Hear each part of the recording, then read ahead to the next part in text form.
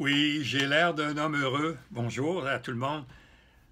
C'est la période des fêtes, effectivement, mais c'est surtout parce que j'ai l'honneur, le privilège aujourd'hui de vous offrir un deuxième cadeau pour la période des fêtes. C'est le projet Liberté Nation. C'est une version, la troisième version ou la troisième édition augmentée du projet Liberté Nation, que vous allez pouvoir obtenir gratuitement, le télécharger gratuitement, en allant sur le lien qui se trouve au-dessus de la vidéo. Il va y avoir un petit texte, et là, vous aurez le privilège de me faire plaisir, de lire. Écoutez, il y a 425 pages, ça c'est recto verso, j'ai fait les photocopies. Vous pouvez faire la même chose, puis le lire tranquillement. Mais si vous lisez 40 pages par jour, ça veut dire à peu près une dizaine de jours. Puis évidemment, vous n'êtes pas obligé de tout lire, vous pouvez vous concentrer sur un chapitre en particulier. J'aurai l'occasion plus tard de revenir sur le contenu, mais laissez-moi seulement vous dire que toute cette réflexion, qui s'est traduite par des recherches, par des consultations, a commencé en 1995, après le référendum. Et la conclusion de ce livre, c'était le premier cadeau que je vous ai fait, qui est bienvenu. Vous êtes dans un territoire étranger, supposons que vous arrivez du pays canadien, puis vous rentrez au Québec. Alors, bienvenue, la République fédérale du Québec. Ça, c'était il y a 2 semaines, le premier cadeau que je vous ai fait.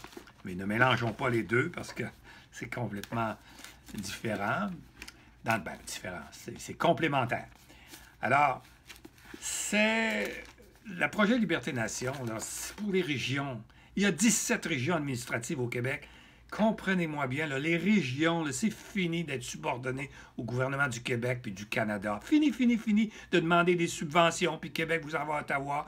Puis quand on arrive pour la demander une deuxième fois, le ministre a changé, le gouvernement a changé. Terminé.